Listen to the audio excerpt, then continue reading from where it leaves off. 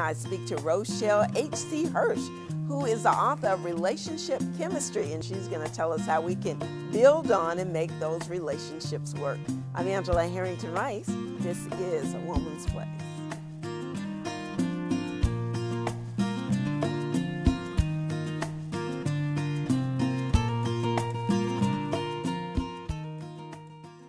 Rochele, thank you so much for being here. Thank you. It's a great day to be here. As a relationship consultant, you're here to talk to us about relationship chemistry and how we can use your concepts to build better relationships. You've written a book, Relationship Chemistry, Understanding the Unspoken.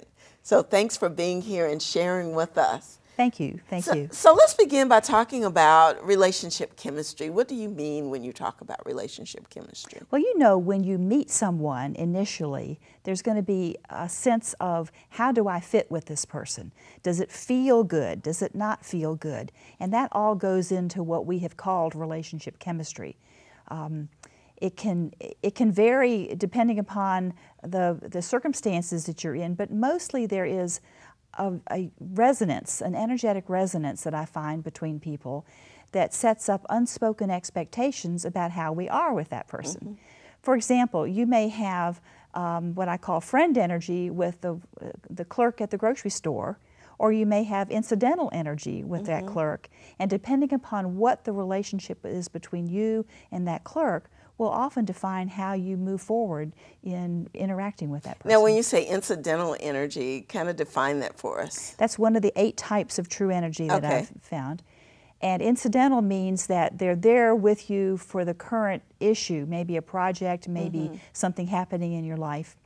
But after that's over with, there's no real stickiness. There's no particular reason that you would want to stay up with them. Okay. And sometimes that happens in the workspace when a person works with you.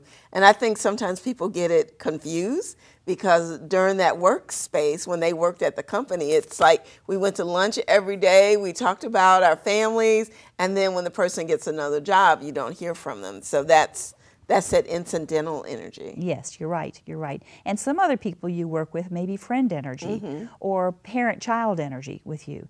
And you would find that you would tend to, even if you don't see them for a few years, once you see them again, it's like you're right back in that same relationship. So how does this, the whole theory that you're presenting, how does it help us in our relationships on our jobs and our relationships with our loved ones? Well, the more you know about things, the more you're able to cope with things in a way that bring you greater success on something. So if you know someone is mirror energy with you, for example, and mirror energy means that you're reacting to aspects of yourself that you see reflected in the other person. Now, very often you'll have positive mirror relationships with people, but they can also go negative.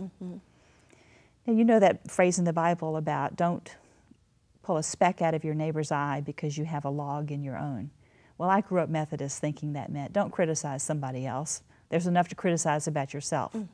Now what I believe it means is the speck I see in your eye is a direct reflection of the log, the denied aspects of myself that I cannot receive about myself. So suppose you're a boss of mine that just yells at people all the time. And I could never be like that. And yet he seems to be getting away with it. Okay. And if he's a mirror of mine, then rather than just saying, I can't deal with this person, what I would do now is go and find that part of myself that could never be that way and work on receiving that in and loving that in. And actually, I've developed a system to be able to transform the belief structures that say I can't receive aspects of myself. Doesn't mean that you're going to go out and successfully yell at somebody, because that's not a very loving thing to do anyway. But it means that the aspect that you cannot receive about yourself can be embraced, can be loved in, and very often the issue that you feel with that person kind of dies away. Yeah, and I've heard people always, I've heard someone say that, you know, everybody's a reflection, and if some strong emotion you have about another person, then that's a part of you. And I've heard people say, oh no, I could never be that person. Right. So there's a part of them that they have denied. There's one of my clients who had a coworker. They were both managing a major group of people, and he was very competitive, working 16 hours a day. And when she realized he was mirror of her, indeed she had often worked just the way he had, and here he was almost, she felt, trying to take over her position. Well, that wasn't the case. And when she realized that, it became so much easier to appreciate him for what he could bring to the table, and everything, the stress dropped. And I think one of the things we will all admit is that relationships are so important. No matter where you are in life, that everything is about relationships. Someone will get a job because of like energy, you know? That's right. Someone will, you know, get the contract because of like, you know, so. If the chemistry is good. Good, yes. It smooths everything in there. Yeah, If the chemistry is not good, you often feel very stressed about things. And stress itself precipitates a lot of problems.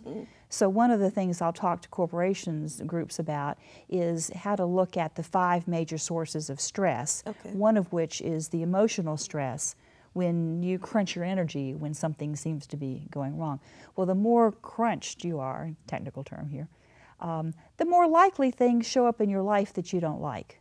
So one of the things I teach is how to recognize not only things that are stressing you individually, but how to use antidotes to stress, how to add energy into the whole situation for yourself, so that you have a chance to kind of flow over some of these boulders in your stream instead of running right into them all the time. Yeah. And what about when you go somewhere and you don't know what you're going to meet? Is there anything you can do within your own energy to kind of radiate, please like me, please give me the job? Well, it starts off by realizing, hey, I like me, Okay. you know. And since each of us is a unique expression of life energy, you can touch into your own sense of connection with source, with life energy. And then you can also touch in with another person's source. Now, their uniqueness, how they operate, may not be in harmony with what you particularly appreciate. At the same time, sometimes a person like that can open you up to more awareness about yourself and what's important to you and what's not important to you, rather than it just being a knee-jerk reaction. You know, the value sometimes of having art that will get a strange reaction. When Picasso came out with his kind of art and the reaction to that. And yet when you look more deeply, you can find things that are very important to you. So let's talk a little bit about you, because I know that you have a physics background, and I want to know, how did you go from physics to actually examining relationships and coming up with a theory about relationships? Yes, I am a physics or a systems person. I've majored in physics and then got my master's in operations research and statistics over at Georgia Tech. And then went into the Bell system for 15 years and was doing information technology and data communications, and I was their first internal consultant on organization effectiveness. So everything has been a system to me, and looking at the root cause of issues and what's happening here, what can we change to make it better, come out better at the other end. And I look at relationships in the same way, that if we can see the system at work between two people, there's a better chance to eliminate some of the problems that are causing the stress and actually get things on a better footing. Now, can you work on one person to improve a relationship between two? I mean, once I change, will that change the dynamic? Yes, actually we can. And I had my own 12-year living laboratory with one of my significant others. And so, of course, if there's issues between people, people always fit hand in glove on things. And so because I understood how to transform things for myself, I would find out how I was bringing into my life something that was a problem. I would transform the issue for me, and then because my reaction shifted, his reactions started shifting. And so we'd move on to the next level and the next level.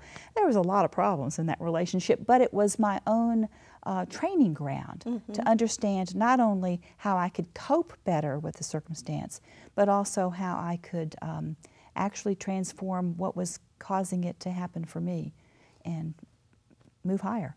So tell me, how do you work with your clients, whether it's a corporation or individual? With a corporation, of course, it's something where I just give more information about how to understand the stressors that come into our life, and especially around the relationship stressors. And I can teach people how to read the true energy between themselves and another. The true energy is a sense of harmony or resonance that's instinctive. It comes from your innate level.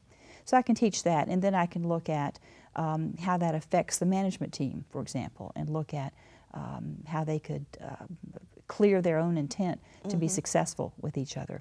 With individuals, I work with them short consults on understanding the true energy with another person, what their own patterns are that are helping to set up their stress in the relationship, and how they can cope with it better. If a person wants to go much deeper, then we can go into the transformation work. Now, I just found what was really exciting was the 8 patterns. You know, I found that very interesting, that we could have a relationship with our Father that could be a love relationship. And so I think when we've seen some of these things play out on television in Hollywood, and some of them go, oh, gee, you know, but once you start to explain these patterns, it seemed plausible. It seemed that I could begin to understand how these relationships were. That's right. Well, for example, I enjoy kind of checking in intuitively with different celebrities. And one group has been Brad Pitt and Angelina Jolie, and then Brad Pitt and Jennifer Aniston. Well, I find that Brad Pitt and Jennifer Aniston are friend energy, like trusting buddies. Now, one of the issues for friend energy is, while it's really a very close and responsible relationship with each other, generally the sexual interest starts dropping away. Okay, and so it takes a lot to pick it up. Okay, whereas with Angelina Jolie, he's lover energy, and the sexual interest is much easier to come by. And so I believe that his relationship with Angelina should go on, and they can use the relationship to figure out the other parts that need to be healed. Well, I know in some cultures, before a person gets married, they actually consult with like an astrologer or the medicine man in the community, or the shaman. So should someone consult with you before they say I do, to find out what kind of energy? I could certainly help them understand what's in front of them. Yes. Well, I'd like to thank you so much for being here and sharing with us. And we know that relationships are the base for everything, relationship with ourselves and with others. So thank you for the valuable wisdom that you have imparted with us today. How can someone get more information about relationship chemistry and about you? Well, I do have a website, relationshipchemistry.com, and that can give you information on how to get the book, and it is on Amazon, both as a print and a Kindle version. And I have opportunities to work with people individually on there too. Well, I'd like to thank you again for being here. Thank you, Angela. I'm Angela Harrington Rice. This has been A Woman's Place. Thank you for joining us.